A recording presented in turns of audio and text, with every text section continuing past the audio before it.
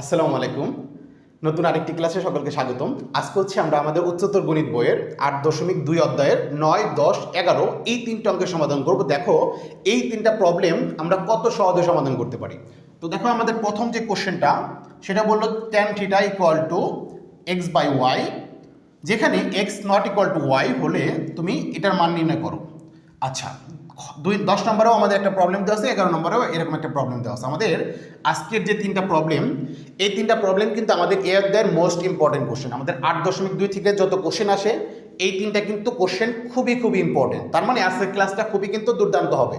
তো আমরা কিন্তু খুবই মানে সিম্পল ওয়েতে তোমাদের সমাধানগুলো দেখাবো। সর্বপ্রথম 9 নাম্বারটা শুরু করি তাহলে, যে আমাদের বলছে tan theta equal to x by y, মানে এটা যদি হয় তোমার এটার মান নির্ণয় করতে হবে।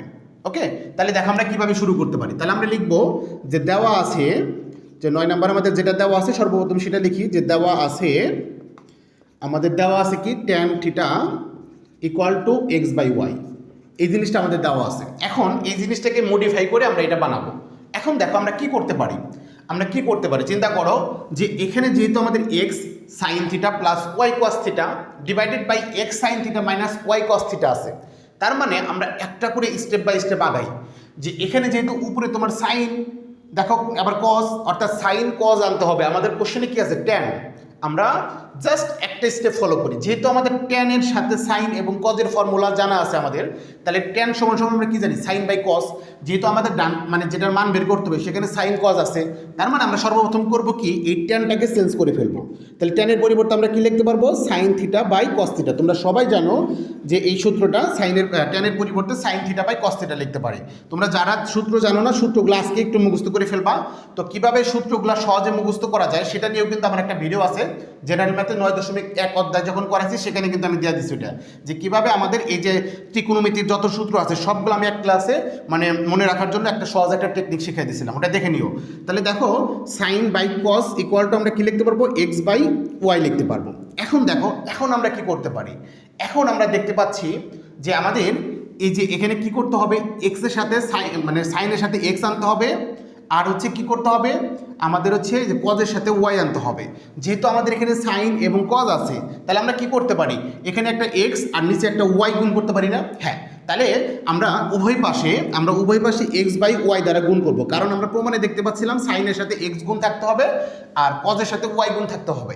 তাহলে আমরা এখানে যে x sine theta divided by y cos theta লিখতে পারি, মানে এক্স বাই ওয়াই দ্বারা গুণ করছি জাস্ট। এখন আমরা বাম পাশে যেহেতু এক্স বাই ওয়াই দ্বারা গুণ করছি, ঠিক ডান পাশে আমাদের এক্স বাই ওয়াই দ্বারা গুণ করতে হবে।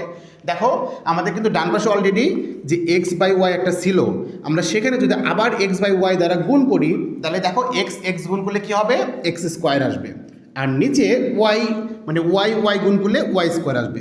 তো আশা করি খুব সহজেই বুঝতে পারছো। জাস্ট আমরা এখানে এক্স বাই ওয়াই দ্বারা উভয় পাশে গুণ করলাম।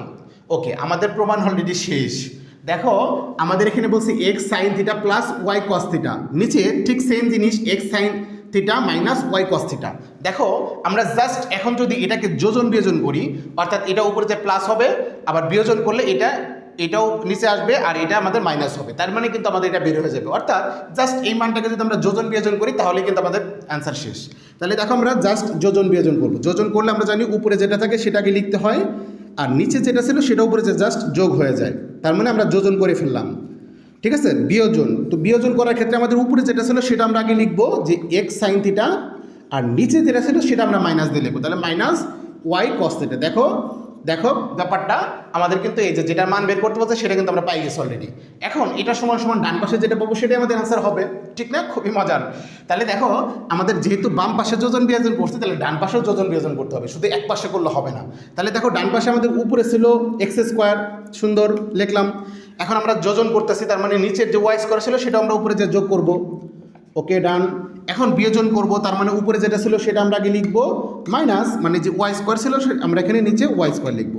তাহলে দেখো এটার মান আমাদের বের করতে বলছিল, তো আমরা এটা সমান সমান পাই গেলাম x square plus y square divided by x square minus y square. তাহলে এটাই আমাদের অ্যান্সার হবে। দেখছো কত সিম্পল ওয়েতে আমরা কিন্তু এটা সমাধান করতে পারলাম। তো আশা করি খুব সহজেই বুঝতে পারছো। তো আমি এটা একটু মুছে দিই, পরবর্তী আমরা 10 নাম্বার শুরু করি। দেখো আমরা এটা একটু জাস্ট মুছে ফেলি। তাহলে দেখো এখন আমাদের 10 নম্বর প্রবলেমে কি বলছে, যে tan theta plus sec theta equal to যদি তোমার এক্স হয়, তাহলে তুমি দেখাও যে sine theta equal to x square minus one divided by x square plus one. তাহলে এটা সমান সমান এটা দেখাইতে হবে, আমাদের দেওয়া আছে ওইটা। ঠিক আছে, তাহলে আমরা শুরু করি আগেরটার মতো, যে 10 নম্বর আমরা লিখবো যে দেওয়া আছে, আমাদের যা দেওয়া ছিল সেটা আগে লিখি, তারপরে আমরা জাস্ট দেখবো যে আমরা কোন স্টেপ ফলো করলে আমাদের জন্য বেটার হয়। তাহলে দেওয়া আছে আমাদের, এখানে লিখি যে tan theta plus sec theta equal to x. আচ্ছা, খুবই ভালো। আমরা দেখো এখন কি করতে পারি, আমাদের সর্বপ্রথম দেখতে পাচ্ছি এখানে আমাদের সাইন থিটা আনতে হবে, আর ডান পাশে এক্স স্কোয়ার মাইনাস ওয়ান ভাগ হচ্ছে এক্স স্কোয়ার প্লাস ওয়ান হবে। ওকে, তোমরা চিন্তা করতে পারো যেহেতু আমাদের ডান পাশে এক্স স্কোয়ার আছে, তাহলে আমরা উভয়টাকে কি করি, বর্গ করি। হ্যাঁ, বর্গ করে দেই, ঠিক আছে, করতেই পারি, কারণ আমাদের ডান পাশে এক্স স্কোয়ার আনতেই হবে। তাহলে আমরা উভয় পাশে জাস্ট বর্গ করি। তাহলে দেখো আমরা কি করতে পারি, যে ট্যান থিটা প্লাস তোমার সেক থিটা, তারপরে স্কোয়ার করলাম, আর ডান পাশে আমরা এক্স স্কোয়ার পাইলাম, কারণ উভয় পাশে আমরা বর্গ করছি। আচ্ছা, খুবই ভালো, আমরা একটা জিনিস কমপ্লিট করতে পারছি।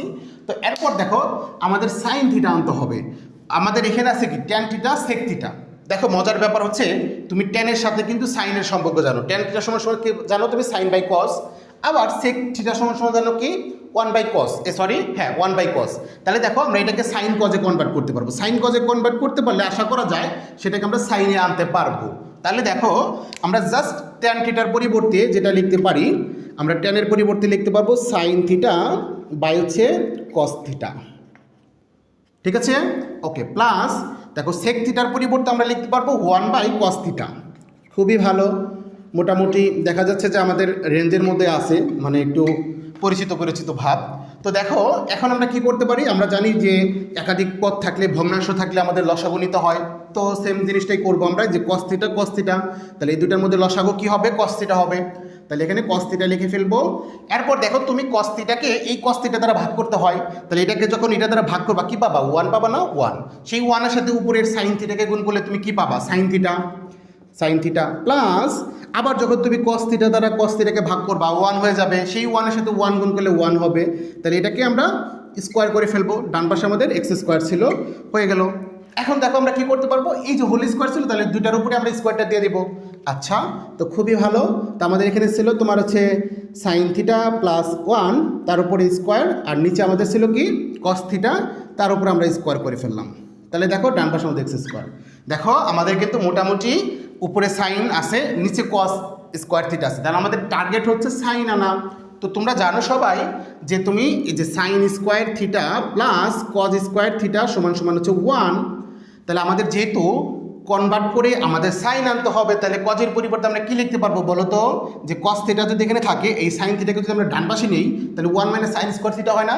অর্থাৎ কস থিটার পরিবর্তে আমরা লিখতে পারবো, আমরা কস থিটার পরিবর্তে লিখতে পারবো নিচে 1 মাইনাস তোমার হচ্ছে সাইন স্কোয়ার থিটা।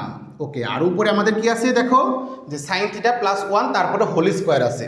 অর্থাৎ আমরা এখানে ভিতরে এ প্লাস বি হোল স্কোয়ারের সূত্রটা করতে পারি, ঠিক না, যেখানে এ হচ্ছে সাইন আর বি হচ্ছে তোমার 1।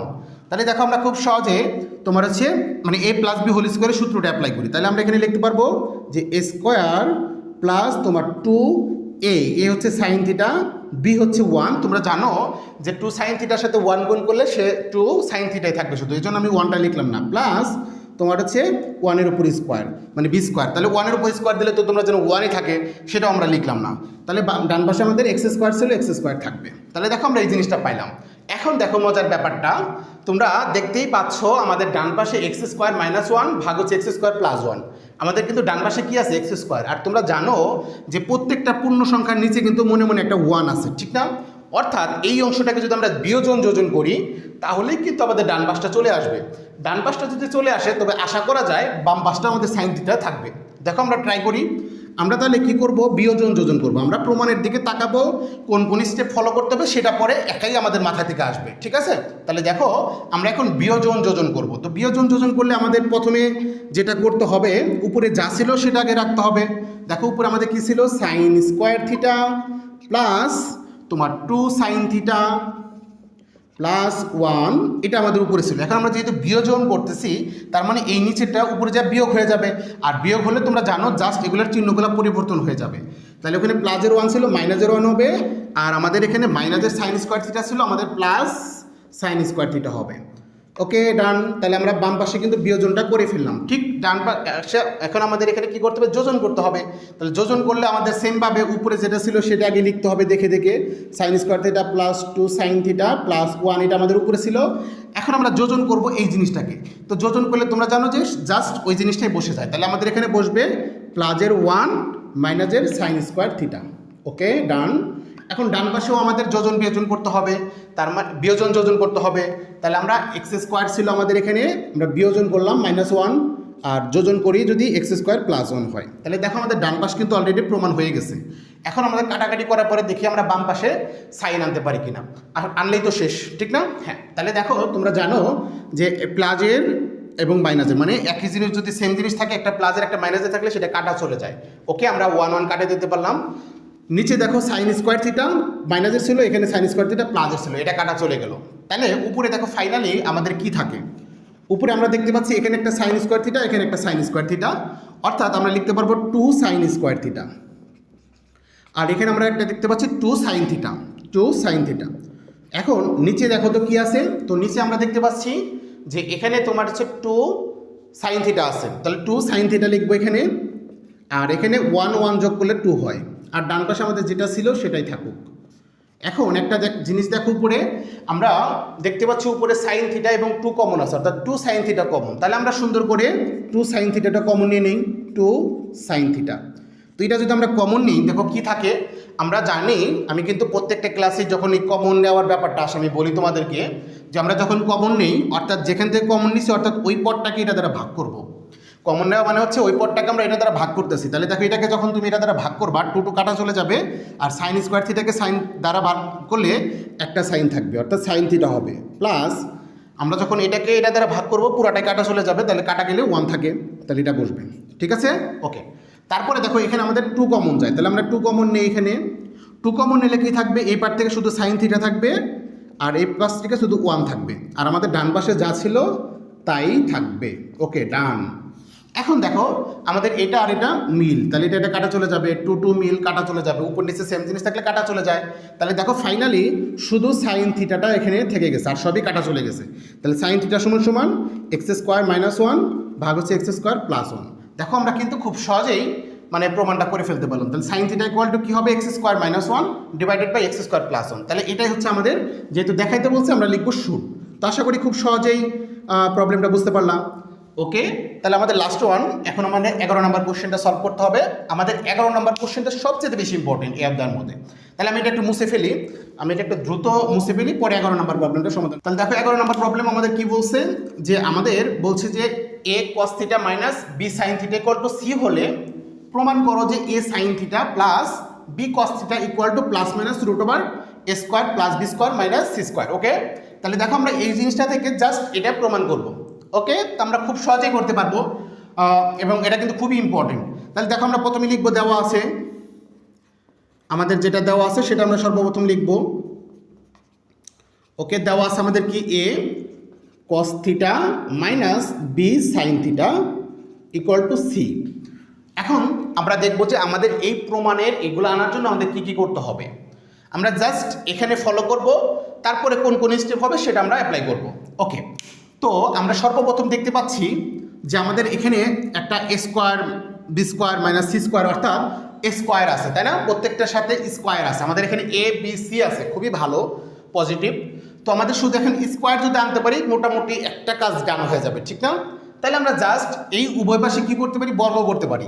বর্গ করলে স্কোয়ার চলে আসবে, তাহলে আমরা জাস্ট উভয় পাশে বর্গ করি। তাহলে a cos theta minus b sin theta, তারপর আমরা হোল স্কোয়ার করে ফেললাম, ডান পাশে c ছিল, সির উপর স্কোয়ার করে ফেললাম, জাস্ট উভয় পাশে বর্গ করলাম। আচ্ছা, এখন দেখো তোমরা সবাই ভাবতেছো যে এখানে a মাইনাস b হোল স্কোয়ারের সূত্র করা যায়, ঠিক না? আমরা সেটাই করব, যে a মাইনাস b হোল স্কোয়ারের সূত্রটা অ্যাপ্লাই করবো এখানে।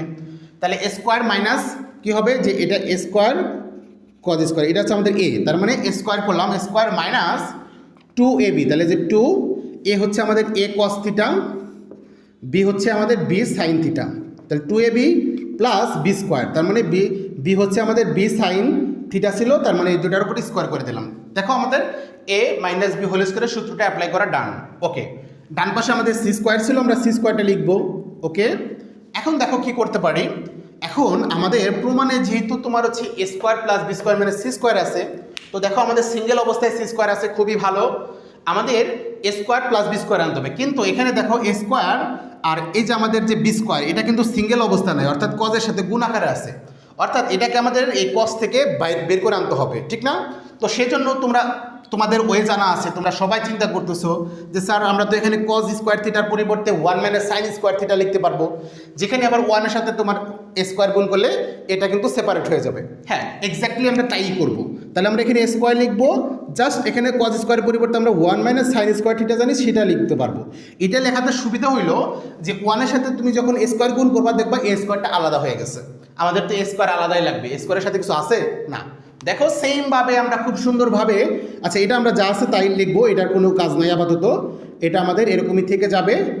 এখানে আমাদের দরকার এই বি স্কোয়ারকে আলাদা করা, তাহলে আমরা লিখবো এখানে বি স্কোয়ার, তো এই সাইন স্কোয়ারের পরিবর্তে লিখতে পারবো 1 minus sine cos square theta, cos square theta, আর ডান পাশে আমাদের সি স্কোয়ার ছিল থাকুক। আচ্ছা, আমাদের মোটামুটি প্রাথমিক যে উদ্দেশ্য আমরা হাসিল করে ফেলছি। আমরা জাস্ট এই 1 এর সাথে স্কোয়ার গুণ করলে এ স্কোয়ার হবে, আর যখন আমরা সাইন স্কোয়ারের সাথে তোমার হচ্ছে এ স্কোয়ার গুণ করবো এ স্কোয়ার সাইন স্কোয়ার থিটা পাবো। ওকে, আর এখানে যা আছে এটা নিয়ে আমাদের কোনো মাথা ব্যথা নাই আপাতত, এটা আমাদের এখন আপাতত এটাই থাকবে। ওকে, এখন এখানে আমরা কি করতে পারি, 1 এর সাথে বি স্কোয়ার গুণ করলে বি স্কোয়ার হবে মাইনাস তোমার হচ্ছে B square cos square theta equal to C square. Okay, এখন দেখো আমরা কি করব, আমাদের যে উদ্দেশ্যটা ছিল যে A square B square C square তিনটাকে আলাদাভাবে আনা আমাদের হয়ে গেছে, এবং এই তিনটা কিন্তু একসাথে থাকবে, অর্থাৎ আমরা এই দুইটাকে এখন ডান পাশে ট্রান্সফার করে দেব। তাহলে আমাদের বাম পাশে কি থাকবে দেখো, যে minus A square sine square theta minus তোমার 2a কস থিটা, মানে এখানে যা যা ছিল আমরা তাই লিখতেছি, এরপর এটাকে ডান পাশে পাঠিয়ে দেবো, এই জন্য এটা লিখলাম না, এটা বাদে যা আছে সেটা লিখলাম আমরা। ওকে, তাহলে দেখো আমাদের ডান পাশে কিন্তু সি স্কোয়ার আগে থেকে ছিল, জাস্ট আমরা এই দুটাকে এখন ডান পাশে নিব। তাহলে এখানে প্লাসের এ স্কোয়ার ছিল, ডান পাশে যে মাইনাসের এ স্কোয়ার হয়ে যাবে, এখানে প্লাসের বি স্কোয়ার ছিল, ডান পাশে যে মাইনাসের বি স্কোয়ার হয়ে যাবে। এখন দেখো, এখন মোটামুটি কিন্তু আমাদের এইরকম পজিশনে চলে আসছে, কিন্তু এখানে আমাদের দেখো চিহ্নগুলো একটু ভিন্ন, অর্থাৎ এখানে প্লাসের এ ছিল, আমাদের এখানে মাইনাসের এ পাইছি, এখানে প্লাসের বি ছিল, এখানে মাইনাসের বি পাইছি, এখানে মাইনাসের সি ছিল, এখানে প্লাসের সি পাইছি, অর্থাৎ চিহ্নগুলো বিপরীত হয়েছে। তো আমরা জানি যে চিহ্নগুলো বিপরীত সলভ করার জন্য আমরা জাস্ট একটা যদি মাইনাস কমন নেই, চিহ্নগুলো বিপরীত করে দিলে তোমার প্রবলেম সলভ হয়ে যায়। ওকে, তাহলে আমরা উভয় পাশে মানে এই পাশেও আমরা একটা মাইনাস কমন নিব, ডান পাশেও একটা মাইনাস কমন নিব। তাহলে এই পাশে যদি আমরা মাইনাস কমন নিই, জাস্ট চিহ্নগুলো পরিবর্তন হয়ে যাবে। তাহলে এটা প্লাসের ছিল, এটা মাইনাসের, মানে মাইনাসের ছিল প্লাসের হয়ে গেল, এটাও আবার মাইনাসের, এটা প্লাস হয়ে যাবে। ওকে, জাস্ট আমরা এটা দেখে দেখে লিখি, এখানে মাইনাস ছিল প্লাস হয়ে যাবে। ঠিক সেমভাবে আমরা এখানেও মাইনাস একটা কমন নিই, মাইনাস কমন নিলে আমরা জানি চিহ্নগুলো পরিবর্তন হয়ে যায়। এটার মধ্যে সিরিয়াল করে লিখি, আমরা প্রথমে এ স্কোয়ার লিখি, প্লাসের বি স্কোয়ার লিখি, মাইনাসের সি স্কোয়ার লিখি, জাস্ট আমরা মাইনাস কমন নিছি। দেখো প্রত্যেকটার চিহ্নগুলো বিপরীত হয়ে গেছে, এটা মাইনাস ছিল প্লাস ছিল মাইনাস হয়ে গেছে, এই দুইটা মাইনাসের ছিল, এই দুইটা প্লাসের হয়ে গেছে। ওকে, এখন যে উভয় পাশে যে মাইনাস মাইনাস ছিল এটা কাটা দিতে পারি আমরা, উভয় পাশে যদি মাইনাস থাকে সেটা কাটা দেওয়া যায়। ওকে, এখন দেখো, এখন আমরা কি করতে পারি, এখানে আমরা দেখতে পাচ্ছি যে এ সাইন দুটার উপর স্কোয়ার, তারপর আবার দেখো যে এটা আমাদের এখানে গুণ আকার আছে, আবার এখানে আমাদের আছে বি কস দুটার উপর স্কোয়ার আছে, অর্থাৎ আমরা এখানে চিন্তা করতে পারি যে A square plus 2ab plus B square, যেখানে এ হচ্ছে এ সাইন থিটা আর বি হচ্ছে আমাদের বি কস থিটা। দেখো এটা আমাদের কিন্তু মিলা যায়, তাহলে আমরা এটার পরিবর্তে আমরা লিখতে পারবো যে এই যে এ হচ্ছে এটা প্লাস বি হচ্ছে আমাদের বি তোমার হচ্ছে কস থিটা, এটার পরিবর্তে আমরা লিখতে পারবো এ প্লাস বি হোল স্কোয়ার। এটা করো, এটাকে স্কোয়ার করলে দেখবা এটাই পাবা। এখন ডান পাশে আমরা কি পাই, দেখো আমাদের ডান পাশে pi square plus B square minus C square. Okay, আমাদের কিন্তু মোটামুটি কাজ শেষ। দেখো এখানে ছিল A sine theta plus B cos theta, আমরা কিন্তু X sine theta plus B cos theta পাই গেছি, এখানে যা ছিল এটাও পাইছি, জাস্ট আমাদের এই স্কোয়ারকে সরাইতে হবে, ডান পাশে একটা রুট ওভার দিতে হবে। খুবই ভালো, খুবই ভালো, মজার, আমরা তো এটাই এখানে চাচ্ছি, এখানে তো এটাই করা যায়। অর্থাৎ এখানে দেখো স্কোয়ার আছে, তো স্কোয়ারকে যদি আমরা সরাই দিই ডান পাশে একটা রুট ওভার আসবে, মানে একটার জন্য আরেকটা করলেই মানে প্রমাণ হয়ে যাচ্ছে। অর্থাৎ আমরা স্কোয়ারকে এবার সরিয়ে দেবো, তো স্কোয়ারকে সরিয়ে দিলে এখানে কী থাকবে, A sine theta plus B cos theta. স্কোয়ারকে সরিয়ে দিলে আমরা জানি একটা প্লাস মাইনাস আসে, আর ডান পাশে একটা রুট ওভার চলে আসে, যে রুট ওভার দিলাম তোমার A square plus B square minus C square. দেখো শেষ, আমাদের A sine theta plus B cos theta, A sine theta plus B cos theta, okay, ডান পাশে আমাদের প্লাস মাইনাস রুট ওভার এটাই। দেখছো, প্রমাণ শেষ। অর্থাৎ আমরা কিন্তু 9, 10 এবং 11 তিনটা প্রবলেম কিন্তু খুবই ইজিলি মানে অল্প সময়ের মধ্যে সমাধান করতে পারছি, ঠিক না? তাহলে এটা যেহেতু প্রমাণ করতে বলছে আমরা এখানে লিখবো প্রুফড। তো আশা করি খুব সহজেই প্রবলেম তিনটা বুঝতে পারছো। তো আজকের ক্লাস আমাদের এখানেই শেষ। তো দেখা হবে সবার সাথে পরবর্তী ক্লাসে। সে পর্যন্ত সবাই সুস্থ থাকো, ভালো থাকো, আসসালামু আলাইকুম।